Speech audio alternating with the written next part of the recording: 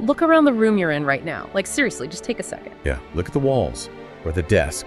Right, or the dashboard of your car, or even just the device you're holding to play this audio. Notice the colors, the solid feeling of the materials, the distance between you and the door. It all feels incredibly real, doesn't it? It does. But what if I told you that mathematically, biologically, and physically, absolutely none of those things exist in the way you're currently experiencing them? Oh, wow. Yeah, like, what if the solid wood of your desk is just an illusion? What if the space in the room is just a biological fabrication? What if your brain is actively, basically desperately hallucinating this entire environment right now simply to keep you from dying? I mean, it sounds totally like the opening pitch of some sci-fi novel. It really does. But it's actually the converging conclusion of modern evolutionary biology, quantum physics, and just millennia of philosophical inquiry. For over 2,000 years, humanity has harbored this lingering, almost tormenting suspicion, a suspicion that reality as we know it, every single thing we touch, taste, see, and measure, is just a shadow play. It's a veil, a constructed interface. Welcome to the deep dive. If you're joining us right now, you, like us, are probably someone who just loves a good rabbit hole. You're the learner. Exactly. You crave a really thorough, accessible exploration of massive, universe-bending ideas. But, you definitely don't want to be crushed under the weight of information overload or dry academic jargon. Nobody wants that. So we're going to do the heavy lifting for you today. We are. And we're going to translate all this abstract stuff into the immediate. We're taking a sprawling, incredibly dense topic and breaking it down into its mechanical parts. Right. So you can actually understand the how and the why behind the most profound mysteries of existence. And our mission today is a staggering one. It's the ultimate late night staring at the ceiling question, isn't it? Oh, absolutely. The question is the world we experience the world as it truly is? Wow. Yeah. And to answer this, we're exploring a monumental essay by Salahuddin Sikander titled Plato's Myth of the Cave, True World Theories, and Why the True World Remains Beyond the Finite Mind. Okay, let's unpack this, because this single essay doesn't just span a few scientific papers. No, it covers like 24 centuries of human thought. Right. We're going to travel from ancient Greek allegories to the blood-soaked history of the scientific revolution. Yeah, through the absolute mind-bending weirdness of quantum field theory. And we're going to end at the literal thermodynamic heat death of the universe. It's quite a trip. And what anchors this entire journey is the essay's central thesis. It argues that while we have constantly sought the true world, the ultimate unfiltered reality behind the veil, we're biologically, physically, and temporally trapped. We just can't get there. Exactly. But, crucially, Sikander doesn't frame our inability to reach this ultimate truth as a descent into some dark, empty nihilism. Instead, he frames it as an ascent toward a concept he calls tragic wonder. Tragic wonder. I mean, I absolutely love that phrase. It's powerful, right? It gives you chills right off the bat. It implies a kind of beautiful defeat. Yeah. But to really understand why we suspect our reality is fake in the first place and why we've been fighting this battle for so long, we have to go back to the blueprint. We have to go back to the 4th century BCE. Right. We're in Athens. Plato is writing his masterwork, The Republic, and he drops this incredibly vivid, genuinely horrifying thought experiment on his readers, the allegory of the cave. And the visual of this allegory is just essential to grasp because, it isn't a passive situation. Not at all. Plato asks us to imagine a group of prisoners. But these aren't people who committed a crime and were locked up recently.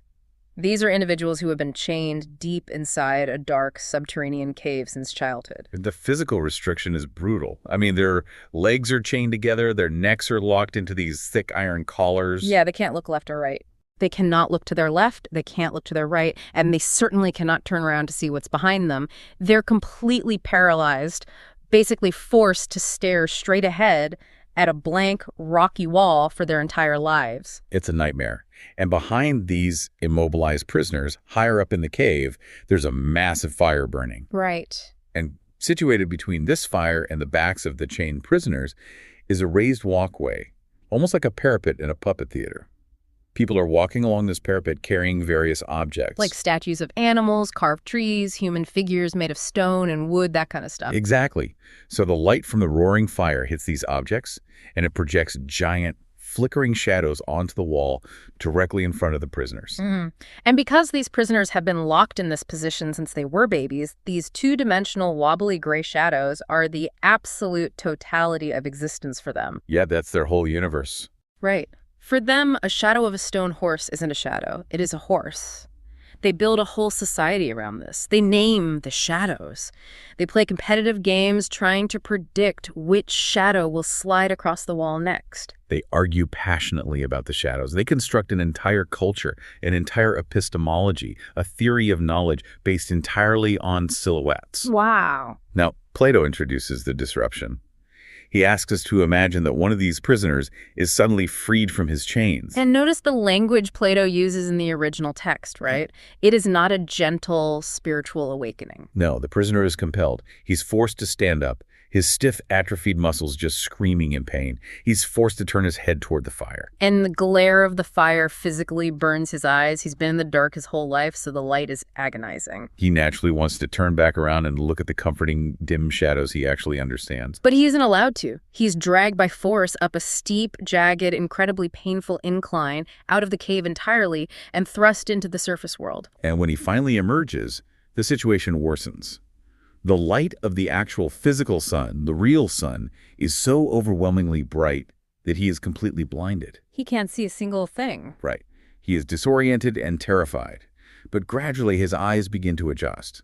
First, he can only bear to look at shadows on the ground, or, the reflections of trees and pools of water. Then eventually he can look at the physical objects themselves. And finally, after a long period of adjustment, he is able to lift his gaze to the sky and look at the sun. And when he looks at the sun, the realization hits him. He understands that this blinding orb in the sky is the source of all light, all truth, and all life. He realizes the cave was a pathetic, degraded illusion. So filled with this profound revelation, he descends back into the darkness. He goes back down into the cave to tell his friends the truth, to unshackle them and bring them to the surface. But when he gets back to his old spot, his eyes are no longer adjusted to the dark. Right, he's stumbling around, tripping over the chains.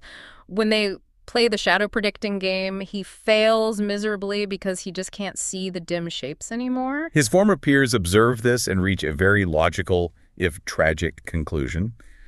They decide that going up to the surface ruins your eyesight and drives you mad. When he tries to explain the sun, the trees, and the real world, they mock him relentlessly. And Plato delivers the chilling punchline.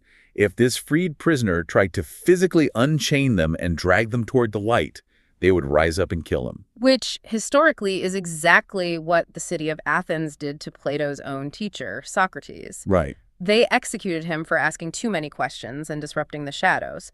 But here's where I always get tripped up and where I really need you to clarify this for me. Okay, sure. Are we supposed to take this cave simply as a metaphor for education? Like, oh, if you stay ignorant and don't read books, you're living in the shadows, but if you go to school, you see the light. Right, the standard interpretation. Yeah. Or is Plato making a much bigger, much more literal claim about the physical stuff around us? Is he saying the wood of my desk is literally a fake? Well, what's fascinating here is that it is the latter, and Plato means it in the most radical, literal sense possible. Wait, really? Yes.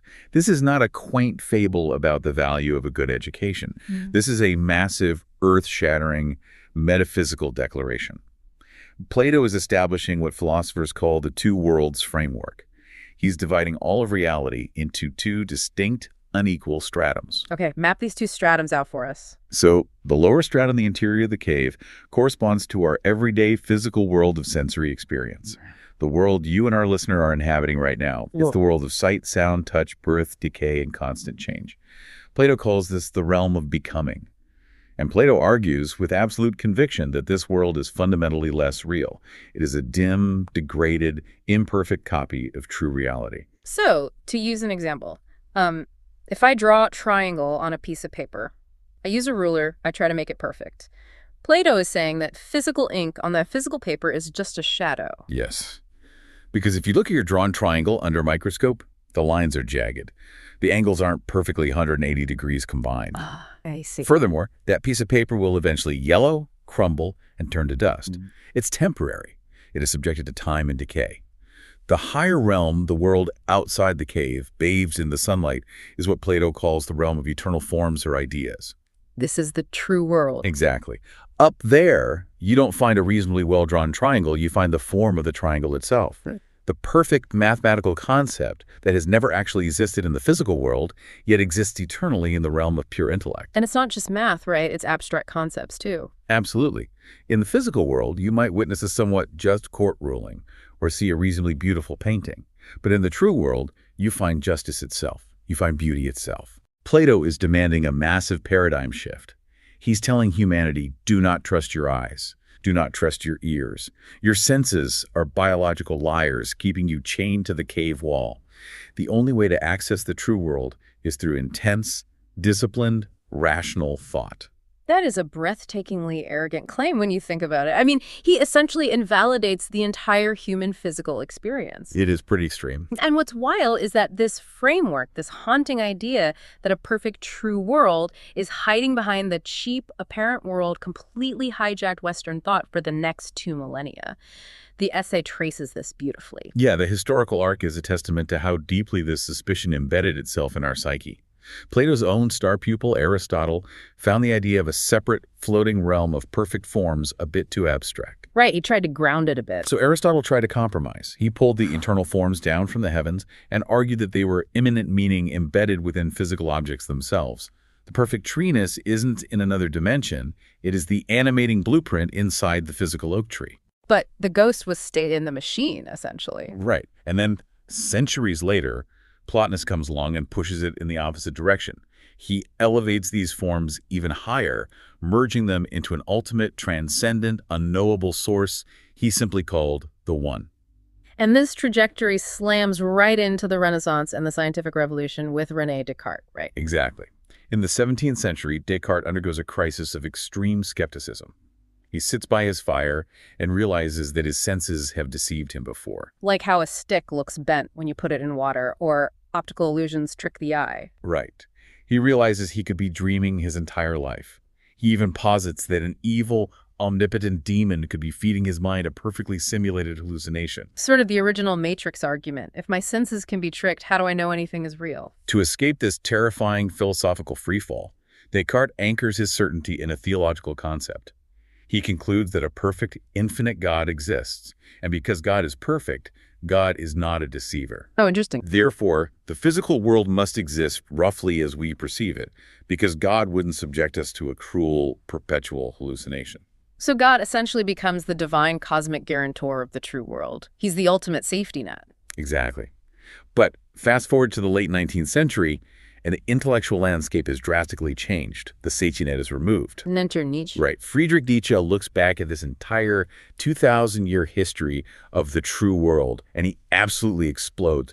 Nietzsche vehemently, fiercely dismisses the true world concept. He didn't just disagree with it, he thought it was actively toxic, didn't he? He viewed it as a profound psychological sickness. Nietzsche argued that this idea of a perfect, eternal, unchanging realm outside of our physical reality was a life-denying fiction. Wow. He claimed it was invented by weak, resentful people who suffered in the physical world, who couldn't handle the chaotic, messy, painful reality of flesh, blood, passion, and death. So it was just a coping mechanism. Exactly. Yeah. Because they couldn't conquer the physical world, they invented a fake, perfect, true world where they would ultimately be rewarded, and used it to slander and devalue the actual world. For Nietzsche, there is no world behind the curtain. The idea of the true world is an illusion. Wow.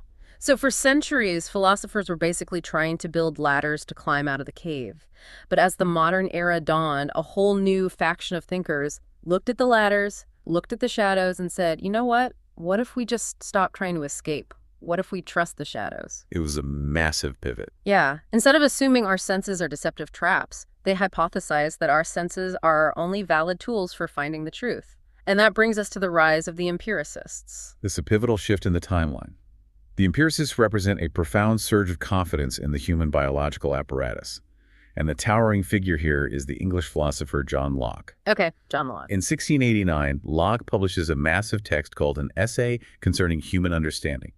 To understand how revolutionary Locke was, you have to understand what he was fighting against. The prevailing idea of his time was innate ideas, right? The idea that human beings are born with certain pre-installed truths already in their minds, placed there by God. Like the concept of infinity or basic moral laws. Right. Locke looked at that and said, no. That is a dangerous assumption. Locke posits that the human mind at birth is a tabula rasa, a blank slate, a completely empty room. So no pre-installed software. Exactly. There are no divine blueprints.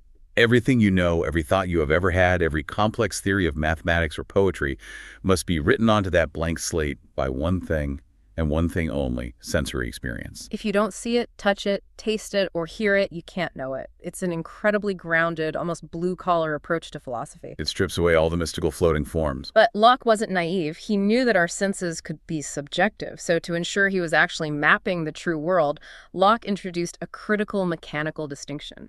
He divided the properties of the world into primary qualities and secondary qualities. And we really need to break this down because this is where the empiricists thought they had cracked the code. Let's do it. This distinction is the engine of Locke's theory. Primary qualities are the objective, fundamental properties that belong to the physical objects themselves, utterly independent of any observer. Like what? These are properties like solidity, physical extension, which means taking up space in 3 dimensions, figure or shape, and motion. Okay, let me anchor this. If a massive spherical boulder is rolling down a hill, Locke is saying that its spherical shape, its heavy mass, and its downward velocity are primary qualities. Yes. If every single human being, animal, and insect on planet Earth suddenly went blind and deaf, that boulder is still perfectly spherical, it still weighs 2 tons, and it is still rolling. The reality of those traits does not depend on a conscious mind observing them. That is the perfect illustration of a primary quality. Now, contrast that with secondary qualities. Locke argued that secondary qualities do not actually exist within the physical object itself. Wait, really? Yes. Secondary qualities are things like color, taste, sound, smell, and temperature. Locke claimed these are merely powers or capacities within the object's microscopic primary structure to produce certain subjective sensations in our minds. Wait, I really want to pause on this because it feels completely counterintuitive. It does. If I am holding a bright yellow, incredibly sour lemon in my hand, I understand the mass and the shape are primary, but are you telling me that the yellow color and that sharp, face-puckering sour taste are not actually inside the lemon? That's exactly what I'm saying. Where are they? Is my brain just inventing color out of thin air? It is a radical leap, but yes, that is exactly what Locke and modern neuroscience, for that matter, is saying. The lemon itself possesses a specific microscopic texture on its skin, a structural arrangement of atoms. Okay. That primary atomic structure reflects a specific wavelength of electromagnetic radiation. That wavelength enters your eye, hits your retina, and your brain translates that data into the subjective experience of yellow. The yellow does not exist in the universe. It exists only in the theater of your mind. That is wild. Same with the taste. The citric acid molecules have a specific chemical geometry. They bind to receptors on your tongue, and your brain generates the sensation of sour. So Locke is trying to surgically separate the objective truth from the subjective biological experience. He's saying, trust your senses, but only the measurements of the primary mechanical stuff. Measure the mass, map the motion, and you map the true world. Exactly. But I have a serious issue with Locke here. Let me float an analogy. Go for it. It feels to me like Locke was basically staring really hard at the shadows on the cave wall and categorizing them, entirely taking the wall itself for granted. Oh, that's good. Like he has a tape measure, he's meticulously categorizing them. He's saying, observe this shadow. It is moving at precisely 3 feet per second. It has a perfectly circular circumference. These are its primary qualities. But he is assuming that the shadow shapes are an exact one-to-one map of the unseen reality casting them. That is a phenomenal analogy, and you have instantly identified the fatal structural flaw of early empiricism. Locke possessed an immense, ultimately unjustified confidence in the human apparatus. Right. His entire philosophy rested on an unexamined assumption that our sensory organs act as a transparent, perfectly clean window to reality. He assumed the cave wall was a flawless projection screen, but the philosophers who followed immediately in his footsteps looked at his primary and secondary distinction and just tore it to shreds. So the empiricist honeymoon didn't last long at all. Who threw the first punch? An Irish philosopher and bishop named George Berkeley. Berkeley looks at Locke's system and points out a massive, glaring logical contradiction. What was it? Locke said we can know the objective true world by measuring primary qualities like shape and size. Berkeley asks a very simple question. How exactly do you know the lemon has a round shape? Well, because I can see its round outline with my eyes and I can run my hands over it and feel the curve. Exactly. You only know the so-called objective primary qualities through your subjective sensory organs. Oh. You're using sight and touch, which generates subjective ideas in your mind, to prove the existence of an objective, mind-independent reality. Berkeley argues that this is circular logic. We never, ever actually perceive the underlying matter or substance of an object. We only ever perceive our perceptions of it. We only perceive the data our mind generates. Oh, wow. So if I close my eyes and feel the lemon, I'm not feeling the lemon's true matter. I'm just feeling my skin's neurological pressure response. Yes. Berkeley pushes this logic with relentless consistency until he reaches a staggering conclusion. Material substance does not exist at all. His famous Latin phrase is esse est percipi is to be perceived. That's huge. He argues that reality is entirely mental. The physical universe is completely deleted. Only minds and their ideas exist. That is an incredible backfire. The empiricists tried to lock down physical reality using the senses, and they accidentally proved that the physical universe doesn't exist. And if you think Berkeley was extreme, David Hume comes along a few decades later and radicalizes this skepticism to a terrifying degree. Hume doesn't just attack physical matter, he attacks the invisible glue that holds the entire universe and all of science together. Causality. Cause and effect. Okay, how do you destroy cause and effect? If I drop my coffee mug right now, it shatters on the floor. Gravity caused it to fall. The impact caused it to break. That is observable reality. Hume would tell you to slow down and look exclusively at the raw sensory data. Yeah. If you use a classic example, a billiard table, you strike the white cue ball, it rolls across the green felt, hits the red ball, and the red ball moves. You say, the white ball caused the red ball to move. Hume says, show me the cause. It's right there. They touched. No. Look closer. Look at the isolated frames of sensory data. Frame 1, you see the white ball moving. Frame 2, you hear a sharp clicking sound. Frame 3, you see the red ball moving. Hume points out that you never, at any point, actually perceive an invisible physical force called causation, transferring from one ball to the other. You merely perceive a sequence of events happening in close proximity. First A happens, then B happens. So you're saying causation isn't a physical law of the universe. What is it then? Just a coincidence? Hume argues that causation is simply a biological habit. It is a psychological expectation built up in our minds because we have seen event A followed by event B thousands of times. We form mental association, but logically, rationally, there is no absolute proof that the sun will rise tomorrow simply because it has risen every day in the past. We just expect it to. That is profoundly unsettling, because if Hume is right, all of science collapses. Physics relies on cause and effect being real objective laws. Exactly. Hume essentially took empiricism to its absolute logical endpoint, and the result wasn't absolute truth. The result was that the material world evaporated into what Hume called a bundle of perceptions. And that is the crisis. Radical skepticism engulfs philosophy. The true world Locke was so confident he could measure completely slips through our fingers. We're trapped again. We are suddenly locked inside the solitary confinement of our own stream of consciousness, unable to definitively prove that anything, a desk, a star, a cause, or an effect, exists independently of our perception. The universe is broken. So if looking outward at the shadows with a tape measure resulted in absolute failure, someone had to figure out a new approach. Someone realized that if the problem isn't what we are looking at, the problem must be the lenses we're looking through. Yes. The machinery of the mind itself. And that brings us to Immanuel Kant. In 1781, Immanuel Kant publishes one of the most difficult and consequential books in human history, The Critique of Pure Reason.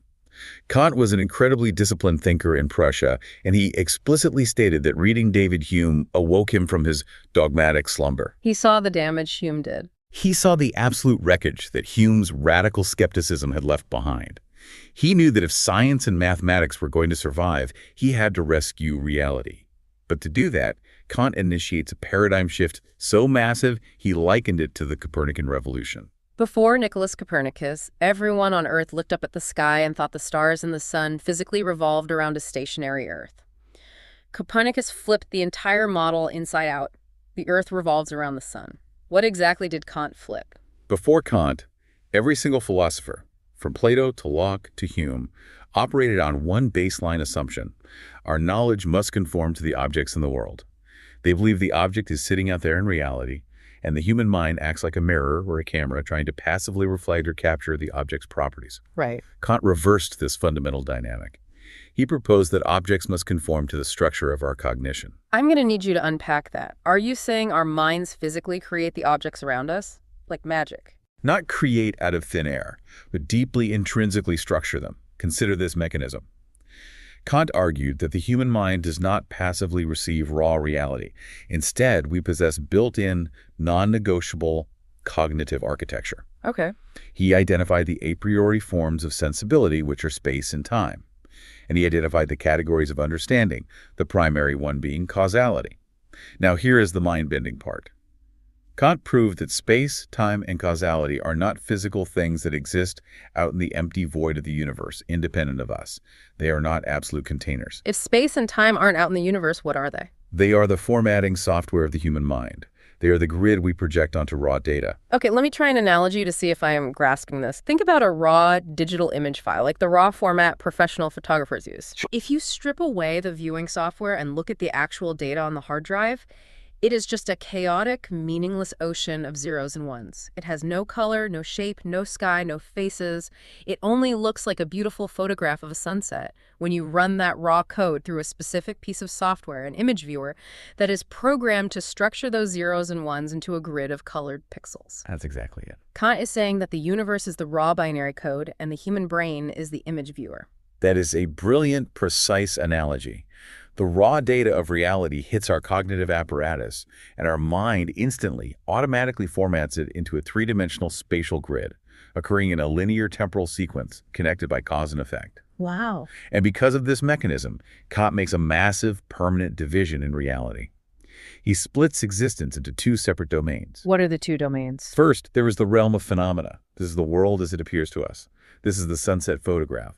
It is the reality we experience after the raw data has been processed and organized by our mind software of space, time, and causality. So this is where science happens. Yes. Science, physics, mathematics, the trajectory of a rocket, the boiling point of water, all of this operates perfectly and objectively within the phenomenal world.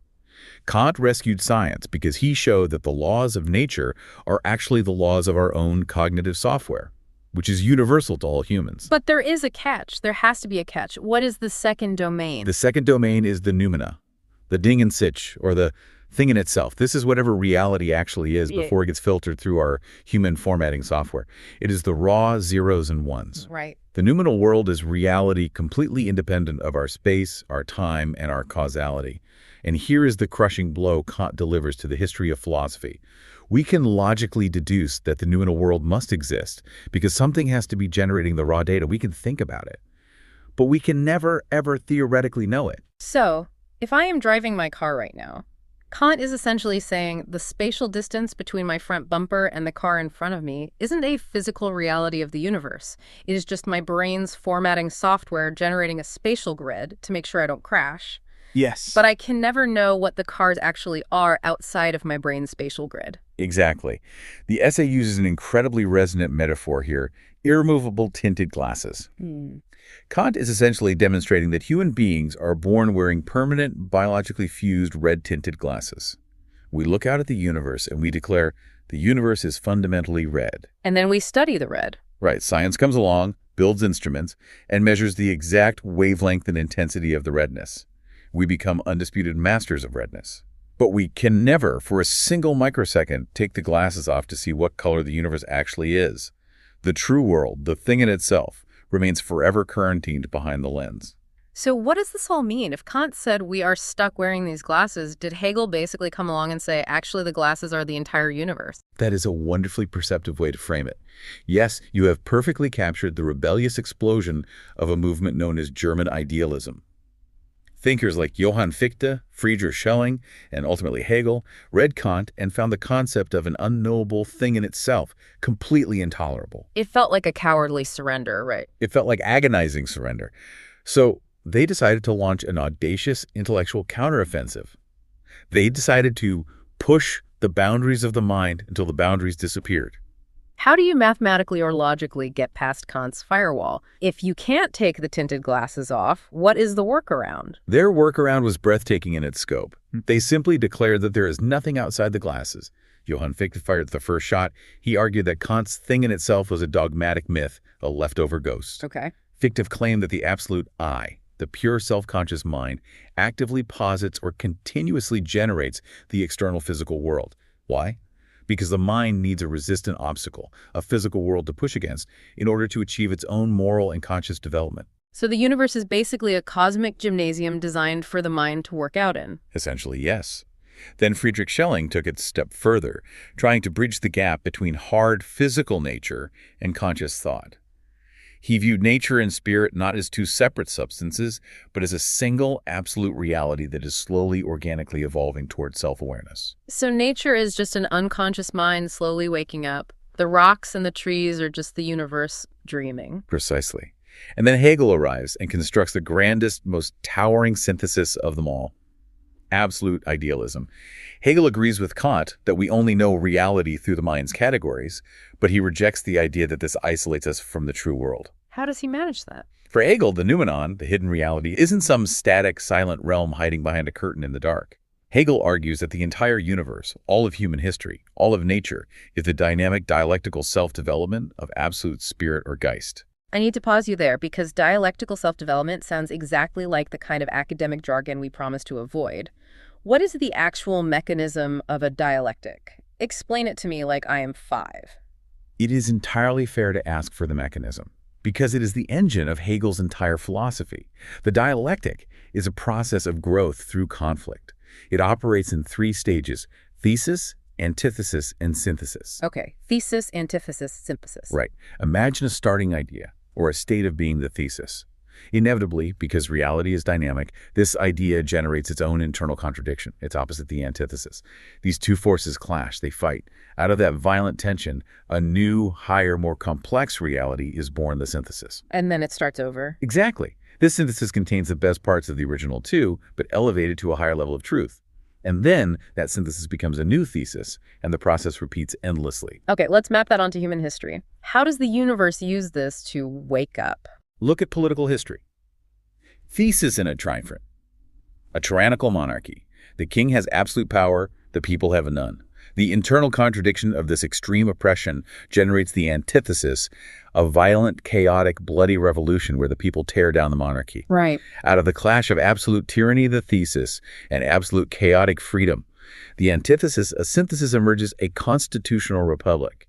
It has the order of a state, but the freedom of the people. It is a higher form of rational truth. So it's evolution through conflict. Yes, and Hegel believed that this painful, messy historical process isn't just human politics. It is the literal universe, the absolute spirit learning, evolving, and coming to know itself. So when a scientist looks through a microscope, or when a philosopher writes a book, or when we have this conversation right now, we are not separate tiny humans trying to look at a distant true world. We are the true world. Finite human minds are just the specific organs the universe evolved to do its own thinking. Exactly. Hegel famously stated, "The real is rational and the rational is real. There is no hidden beyond. The entire process is the truth." However, the essay we are exploring points out a massive, dangerous flaw in this line of thinking. Oh, what's the flaw? The critique of Hegel and the idealists is that this is supreme metaphysical overreach. By attempting to absorb the entire vast, indifferent physical universe into the machinery of human consciousness, Hegel commits a kind of philosophical narcissism. It's a God complex. We couldn't figure out how to reach the true world, so we just declared that we're the true world making itself up as it goes along. It completely ignores the sheer scale of reality. It swallows the world's actual, jagged, resistant otherness, the coldness of space, the brutality of nature into a grand, totalizing human narrative.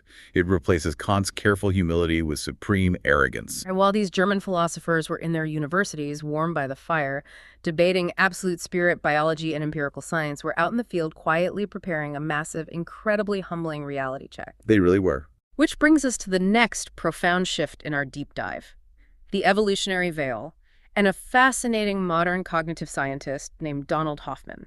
The 19th and 20th centuries fundamentally altered the trajectory of human thought with the arrival of Charles Darwin and the theory of evolution by natural selection. A huge turning point.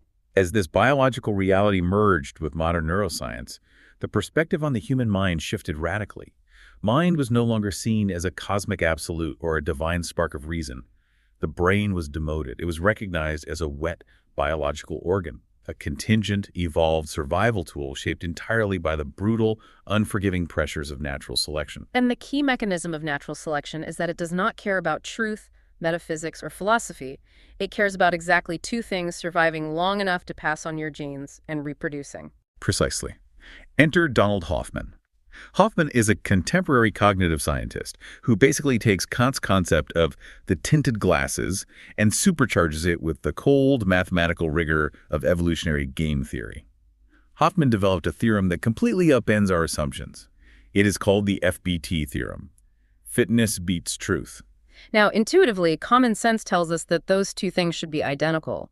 You would assume that an organism that sees reality more accurately, more truthfully, would have a massive survival advantage. You would think so. Right. If my map of the terrain is a 100% accurate representation of the physical reality, I should be able to navigate it better, find food faster, and avoid predators better than an organism with a blurry, inaccurate map. So why does Hoffman say truth is the enemy of fitness? It is the standard assumption. But Hoffman ran millions of computerized simulations of evolutionary games to test this exact hypothesis. He created virtual environments with limited resources, and he pitted virtual organisms against each other. Okay, what were the rules? Some organisms were programmed to perceive the absolute truth of the environment, its complex underlying structural reality. Other organisms were programmed only to perceive fitness payoffs, simple signals, telling them what gives them energy and what kills them. And what happened? The mathematics proved devastating. According to the FBT theorem, organisms optimized to see the absolute truth are consistently, invariably driven to extinction by organisms optimized strictly for fitness. Truth-seeking is evolutionary suicide. Okay, we have to break down the actual mechanism of why seeing the truth kills you. Consider the immense processing power and time required to perceive the full, raw, complex data of reality. In reality, there are no solid objects. There are swirling quantum fields, vast spectrums of electromagnetic radiation, microscopic bacterial ecosystems, and complex chemical gradients. Imagine an early hominid on the African savanna 1,000,000 years ago. A tiger emerges from the tall grass. If that hominid's brain attempts to process the absolute, objective, quantum mechanical, and molecular reality of that charging mass of atoms, the calculation will take so long that the hominid will be eaten before it even finishes formulating the image. So truth is too slow. Truth is too computationally heavy. Exactly. Now compare that to an organism whose brain completely ignores the underlying physics and instead just flashes a simplified, highly exaggerated, terrifying psychological icon of a tiger paired with an instantaneous dump of adrenaline into the bloodstream. The survival response. Right. That organism doesn't know the truth of the tiger, but it runs up a tree in half a second, survives, and passes on the genes for that simplified, false interface. Here's where it gets really interesting. I want to deeply expand on an analogy that Hoffman uses because it makes this terrifying concept so perfectly clear. It is the computer desktop user interface. This is the best way to visualize it. Think about the laptop or the phone you are using right now. Imagine you are on your laptop looking at the desktop screen. In the center of the screen, you see a little blue rectangular icon that looks like a physical folder. Inside that folder is a document you want to delete. Okay. So you take your mouse, you click on the blue folder, you drag the document icon across the screen to a little cartoon picture of a metal trash can, and you let go. You hear a little crunch sound effect, and poof, the file is gone. It is a simple, seamless, highly intuitive interaction. Right. But what actually happened in reality, in the physical material reality of the machine, there is no blue folder. Blue folders do not exist inside your laptop. There is no metal trash can. None of that is real. There are millions of microscopic physical transistors switching tiny electrical voltages on and off, routing streams of electrons through microscopic pathways etched into silicon wafers at the speed of light. The true reality of that computer is mind-numbingly complex binary code and shifting magnetic states. Now, imagine if the computer forced you to perceive the true reality of the hard drive. It would be impossible. Imagine if every time you wanted to delete a simple photo, you had to manually edit millions of lines of binary code with a microscopic soldering iron. You would fail. A task that takes 1 second would take you 5 years. Yes. The interface works specifically mathematically because it hides the complex true reality. Evolution is the master software engineer. The interface only succeeds by lying to you and giving you simple, dumbed-down icons. And this is Hoffman's radical leap. He applies this desktop analogy directly to human biology and our perception of the entire universe. He argues that our entire phenomenal world, three-dimensional space, linear time, physical objects, colors, shapes, textures, none of these are elements of the true world. They're just icons. They're simply the desktop icons of the human species-specific user interface. We evolved these icons on the Pleistocene savanna to stay alive. So when I look at a red apple on a table, the apple isn't actually there. According to this theory, whatever reality is actually made of, it is not a red spherical object. The apple you see is just a biological icon. It is a 3D graphic your brain generates to represent edible fitness calories. That's insane. When you look at a jagged cliff edge, you are not seeing the true physics of the terrain. Your brain is generating a terrifying icon that means fatal drops, stay away. Evolution did not just limit our view, it actively disguised reality behind a hallucinated veil, tuned purely for survival. We needed the veil. We are blind to the deeper fabric of space-time because seeing it would have been actively dangerous to our medium-scale survival. That is deeply unsettling.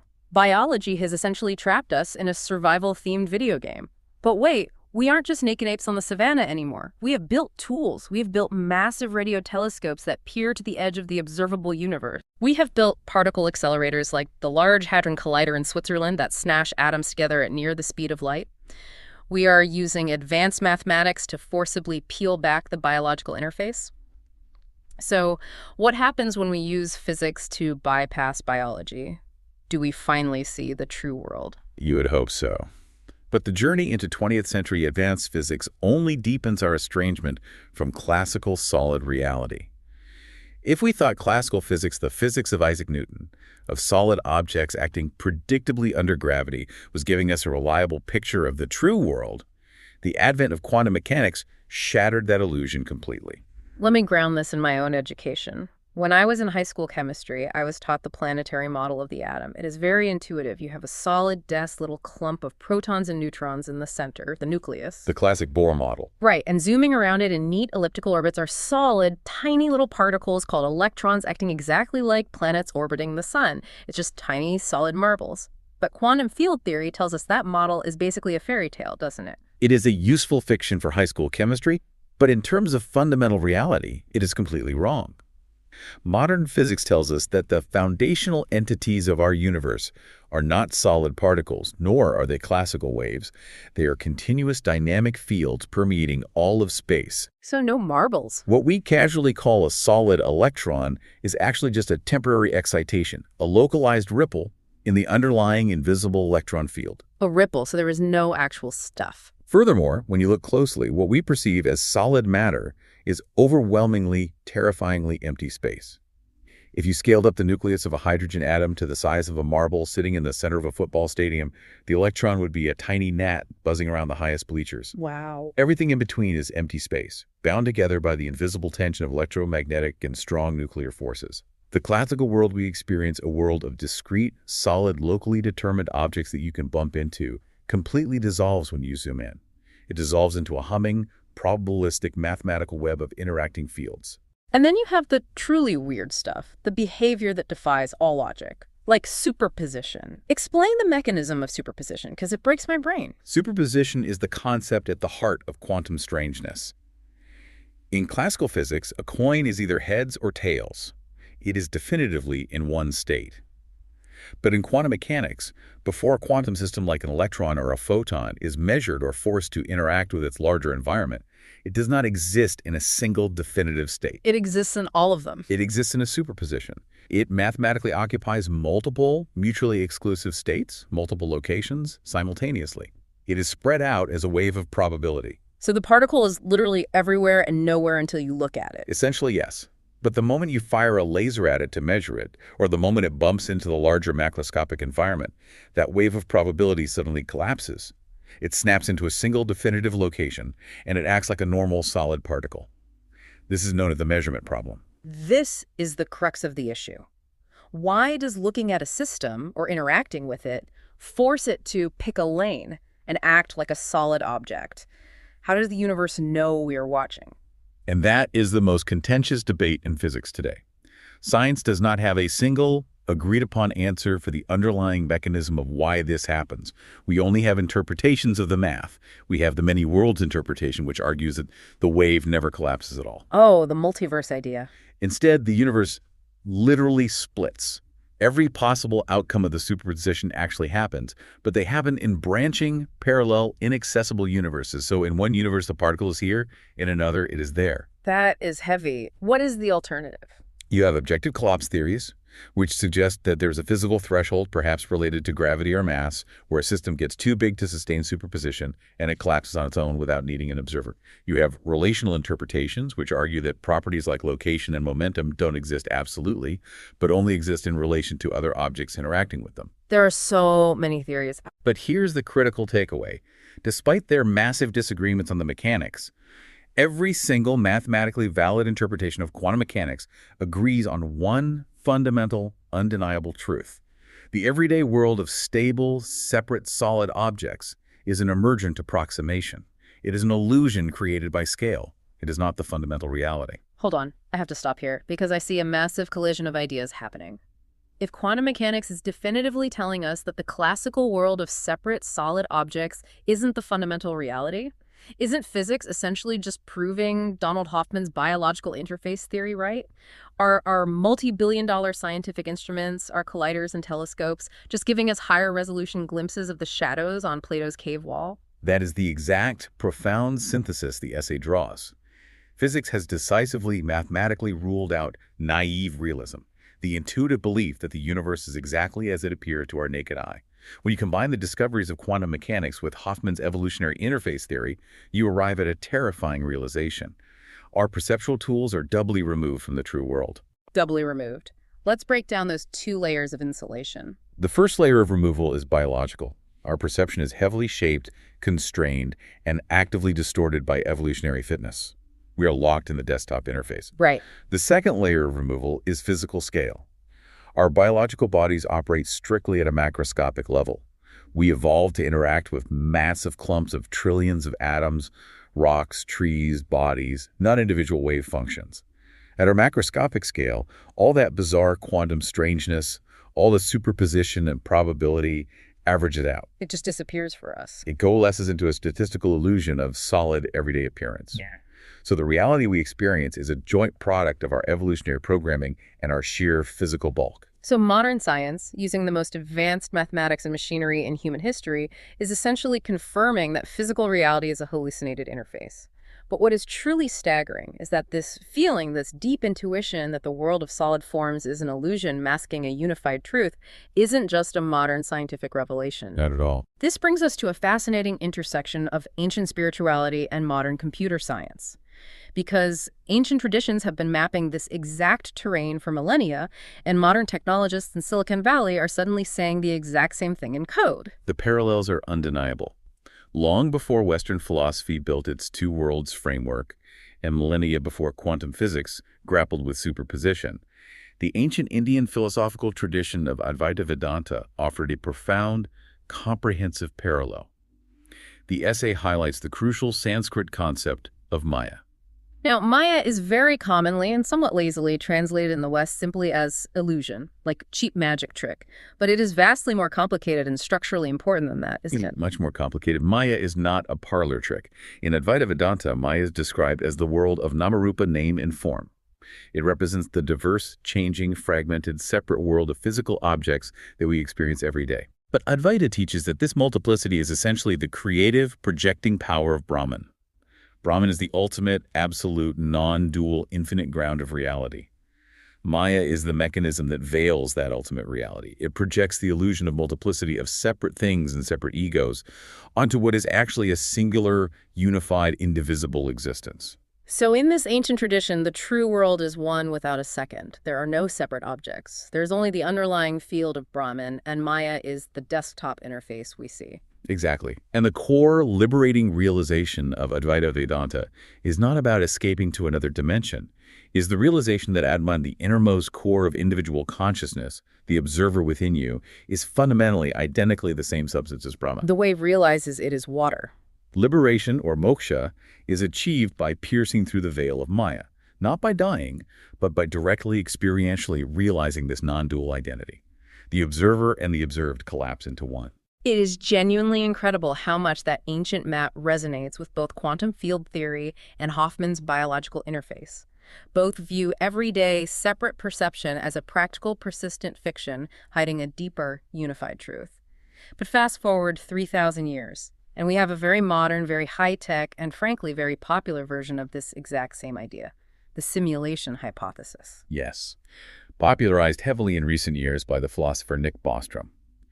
The simulation hypothesis is essentially the digital age interpretation of Maya. It replaces the spiritual veil with a computational veil. Bostrom poses a very elegant, strictly statistical probability argument. How does it work? He asks us to imagine an advanced post-human civilization far in the future. This civilization has harnessed immense, almost incomprehensible computing power. Bostrom argues that it's highly likely, given historical curiosity, that such a civilization would run ancestor simulations. Like a ridiculously advanced, conscious, high-definition version of the video game The Sims, running entire universes inside a hard drive to study their own evolutionary past. Correct. And Bostrom's mathematical trap snaps shut like this. If these conscious simulations are technologically possible, and if they're run in vast numbers by various advanced civilizations, then the number of simulated digital conscious minds in the multiverse would vastly, exponentially outnumber the original biological base reality minds. Right. Therefore, simply playing the statistical odds, it is overwhelmingly, near certainly probable that you, me, and everyone listening to this right now are currently living inside a simulation. We are the Sims. Like Maya or Hoffman's desktop, our experienced world is just a sophisticated computational construct. But here is the logical trap that has always bothered me about the simulation theory, and I want to push back on it. Let's assume we are in a simulation. We are lines of code running on some alien teenager's supercomputer in a higher dimension. Okay. What about the aliens running the simulation? How do they know they aren't simulated by an even higher civilization? Are they trapped in a higher resolution desktop? Where does the Russian nesting doll end? This raises an important question, and you have hit on the primary philosophical weakness of the simulation hypothesis. In philosophy, this is known as the threat of infinite vicious regress. Unless the stack of simulations terminates somewhere in a root-based reality, a foundational, physical, non-computational ground floor, it doesn't actually solve the philosophical problem in the true world. It just defers it. It kicks the can down an infinite road. You haven't explained the nature of reality. You've just outsourced the mystery to an infinite chain of alien servers. Which is logically sloppy and deeply unsatisfying. It doesn't answer the question of what reality is, just where it is. It is unsatisfying.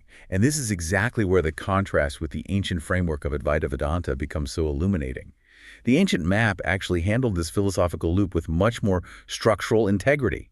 Advaita provides an absolute logical endpoint. How does it stop the loop? It terminates the infinite regress by locating the true world, not in some higher exterior simulated dimension, but within, as the fundamental ground of consciousness itself. It stops the infinite loop by collapsing the searcher and the object of the search into a single point. Speaking of loops and the machinery doing the searching, we have to confront the ultimate, unavoidable irony of this entire conversation. The tool we're using right now to try and understand the universe, the engine generating all these grand theories from Plato's forms to Bostrom's simulations to quantum mathematics, is a physical mortal organ trapped inside a dark bone skull. We have to talk about the biological and cognitive limits of the human brain itself. It is the ultimate bottleneck. Throughout history, we have often treated the human mind as this ethereal, unbounded, divine light of pure reason capable of grasping the infinite. But modern neuroscience demands a much more grounded, much humbler view. The physical reality of the brain. The mind attempting to decode the true world is an immensely complex, but ultimately finite, biological reality. It consists of roughly 86 billion neurons, connected by over 100 trillion synaptic connections. It operates via chemical neurotransmitters and tiny electrochemical signals. It requires a constant flow of oxygen. It burns glucose for energy, and it exists inside a warm, wet, fragile, perishable body. We are quite literally meat machines trying to decode the infinite. Exactly. Every single one of its operations, including our highest abstract mathematics, our poetry, and our most towering metaphysical speculations, are generated by this contingent local biological device. And acknowledging this hardware limitation leads to a concept introduced by the philosopher Colin McGinn, known as cognitive closure. What exactly does cognitive closure mean in practice? What are we closed off from? McGinn uses a very grounding analogy of a dog. Consider a dog. A dog is a highly intelligent creature within its specific evolutionary domain. It can track complex scent trails across miles of terrain. It can interpret subtle human body language. It can learn spatial mapping. But a dog's brain is constitutionally, physically incapable of understanding differential calculus or the concept of a black hole. It's not that the dog just needs to focus more or go to obedience school for longer. Its brain simply lacks the biological cognitive architecture required to represent or process the abstract concepts of calculus. That specific domain of reality is permanently structurally closed to it. So if I'm tracking the logic here, we humans are the dogs. Precisely. McGinn suggests that just as the dog is close to calculus, human cognition might be constitutionally incapable of solving certain profound ultimate questions. The hard problem of consciousness, the mystery of exactly how the physical gray matter of the brain miraculously generates the subjective, internal, qualitative experience of tasting a strawberry or feeling grief, might be one of those structurally closed problems. And the true world. And grasping the ultimate noumenal true world might be another. We might simply lack the biological hardware to process the underlying reality of the universe. The essay features an analogy regarding this that absolutely blew my mind, and I want to spend some time expanding on it because it makes this abstract recursive trap intensely physical for the listener. Imagine a standard desktop inkjet printer. Its sole purpose, its entire mechanical design, is to output flat, 2D images onto a piece of paper. Now imagine assigning that printer an impossible task. You tell the printer to print a completely accurate, high-definition, perfectly scaled 3D image of its own internal gears, its own circuit boards, its own ink cartridges, and its own wiring. An incredibly complex self-portrait. Right. But here is the impossible catch the printer has to generate this perfect map of its internal workings while it is actively using those exact same gears and circuits to print the page. As the printhead moves, it changes the internal state of the machine. The sheer act of operating the machinery distorts the reality of the machinery. So it can never be accurate. Extreme distortion, blurry lines, and ultimate failure are physically inevitable. The tool trying to capture reality is structurally interfering with the reality it is trying to capture. That is a brilliant mechanical illustration of the recursive trap. We are the printer, frantically trying to print its own blueprint while running at full speed. The implications of this biological bottleneck are staggering and deeply humbling. What does it imply for science? It implies that even our highest, most towering intellectual achievements, the standard model of particle physics, general relativity, string theory, might not be actual descriptions of the fundamental true world. They might just be incredibly precise, highly evolved descriptions of the phenomenal world. So all of our advanced physics is just us studying the ink on the paper. Yes. Physics is the study of the patterns within the interface. And the ultimate substrate, the true reality, running the printer, running the simulation, projecting the Maya, remains forever beyond an instrument that is simply too local, too specialized, and too fragile to measure it. We are trapped in the cage of our own biology. And if the structural biological limitations of the human brain weren't humbling enough, we also have to face the ultimate undesirable ticking clock, because we do not have an infinite amount of time to sit around evolving bigger brains or building bigger colliders to figure this out. The universe has a deadline. Which brings us to our final stop on this massive journey, the cosmological deadline and the concept of tragic wonder. To truly understand our precarious place in this search for truth, we have to zoom out from the human scale and adopt the vast, indifferent scale of cosmology. The numbers alone provide a terrifying perspective. Yeah, the timeline is massive. The universe, according to our current cosmological models, is roughly 13.8 billion years old. Our planet, Earth, coalesced from a disk of dust around 4.5 billion years ago. It took hundreds of millions of years for complex multicellular life to evolve. Anatomically modern humans, creatures with brains capable of asking these questions, have only been around for a fleeting, microscopic 300,000 years. And if you look at the period where we actually started doing the rigorous math, testing the shadows and looking through telescopes, the scientific revolution that is a mere 500 years old, on a cosmic calendar, we literally just opened our eyes a fraction of a second ago. We barely just arrived. But more pressing than the vastness of the past is the certainty of the future. We face a strict, non-negotiable thermodynamic limit. Physics tells us that in approximately 5 billion years, our sun will exhaust the hydrogen fuel in its core. The delicate balance between gravity pulling inward and nuclear fusion pushing outward will collapse. And what happens then? The sun will swell massively into a red giant phase. Its outer layers will expand and, in all likelihood, engulf the inner planets, including Earth. completely.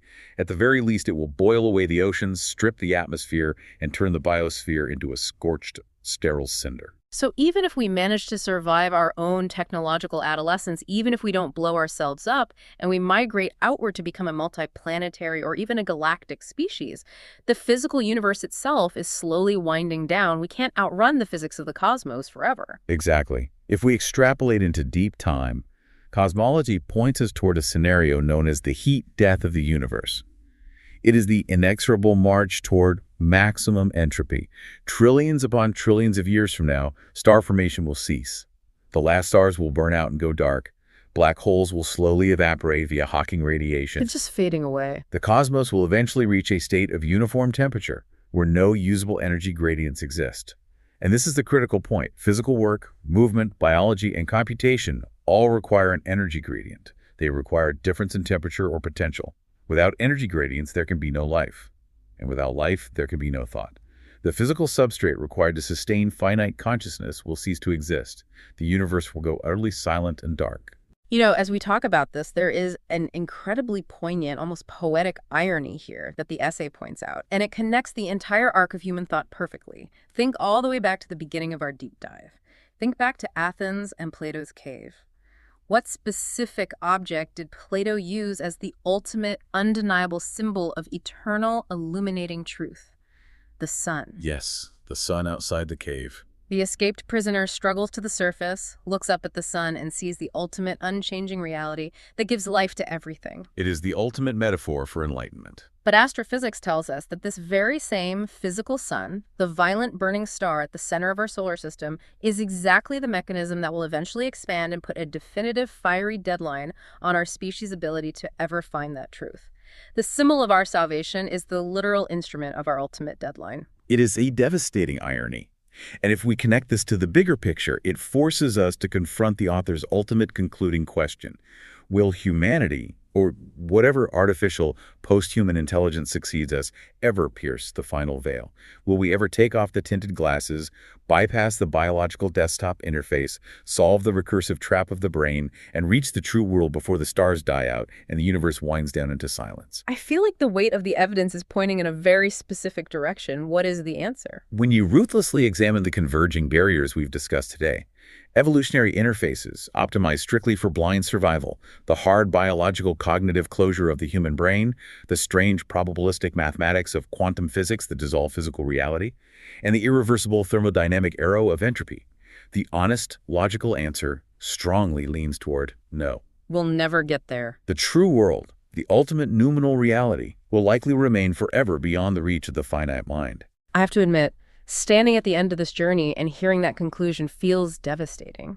It feels like a colossal cosmic tragedy that we possess the capacity to ask the question but lack the capacity to ever hold the answer. But this is precisely where the essay pivots and where the author argues passionately against nihilism or despair. This limitation is not a reason to stop searching. This is where we finally arrive at that incredible phrase you loved at the beginning, tragic wonder. Explain how a permanent structural defeat can possibly be characterized as beautiful, because wonder implies awe, not depression. Because, the author argues, the supreme value of the philosophical, scientific, and human quest does not reside solely in reaching a final static destination. The value lies in the profound transformation that occurs within us during the brutal, rough ascent out of the cave. Yes, we may never see the true world directly, but consider the magnitude of what we have done. The essay notes that we are essentially a thin film of fragile biology, clinging to the surface of a random wet rock, orbiting a mediocre middle-aged star in the quiet suburbs of a vast, indifferent galaxy. And yet this biological film managed to look up from the wobbly shadows on the cave wall. We didn't just accept the shadows, we measured them, we questioned them. Exactly. We invented the language of mathematics. We built towering particle accelerators to smash the atoms of our own cage. We launched telescopes into the freezing vacuum of space to look at the echoes of the Big Bang. We managed to turn the universe's gaze back upon itself. We achieved the capacity to question our own existence, to map our own flaws, and to recognize the very tinted glasses that blind us. The fact that the question of the true world arose within the universe at all is a staggering, monumental victory. We are the universe for one brief, microscopic cosmic instant, waking up and becoming intensely aware of its own profound mystery. And that longing, that stubborn, relentless refusal to just accept the biological interface as all there is what ennobles the human species. It requires an incredible amount of intellectual courage to keep climbing the jagged rocks out of the cave, knowing full well the physical limitations of your own brain and knowing the certainty of ultimate thermodynamic defeat. The climb itself is the triumph. The tragic wonder is the realization that the search for truth elevates the searcher, regardless of whether the final prize is ever held in our hands. That is just wow. Okay, I think we all need to take a collective breath. Let's briefly recap the immense landscape we have traversed today. For you, the listener, we have covered an incredible amount of ground. We started chained in the dark of Plato's cave, looking at flickering shadows and dreaming of perfect, floating forms. We witnessed the empiricists, led by Locke, attempt to measure the physical world with absolute confidence, only to watch reality slip through Hume's fingers into a terrifying, radical skepticism. We watched Kant build a firewall to save science, realizing that our minds actively format reality with space and time, permanently separating us from the raw data of the universe. We grappled with the humbling blow of evolutionary biology, where Hoffman's FBT theorem demonstrated that natural selection actively hides the truth behind a simplified desktop interface just to keep us alive. We saw quantum mechanics dissolve the solid physical world into a humming web of fields and probabilities, echoing the ancient Indian concept of Maya and the modern digital simulation hypothesis. We confronted the recursive, mechanical trap of our own finite brains, the printer trying in vain to print its own internal blueprint without distorting it. And finally, we faced the cold, cosmic reality of deep time, the eventual death of our sun, and the thermodynamic winding down of the universe, leading us to the beautiful, courageous defeat of tragic wonder. We may always be wearing the tinted glasses. Our view of reality may always be a partial, hallucinated icon on a biological desktop. But the courage to keep pushing against the boundaries, to keep questioning the shadows on your own walls, is what makes the brief flash of human consciousness so deeply, profoundly meaningful. And as we close today's deep dive, we want to leave you with one final, lingering thought to mull over on your own. It builds on everything we've explored today, but it pushes the logic one terrifying step further. If human consciousness is merely the universe briefly waking up to observe itself through a highly filtered, biological, survival-tuned interface, what happens to the very concept of truth when the universe eventually goes back to sleep? When the last star burns out and the last finite mind ceases to exist, does a true world even exist out there in the dark if there is absolutely no one left to look for it? That is the ultimate question. There are no clean answers here, no easy resolutions, just a profound, tragic wonder. Thank you for joining us on this massive deep dive. Take a look around that room you're in one more time, keep questioning the shadows, and we will catch you next time.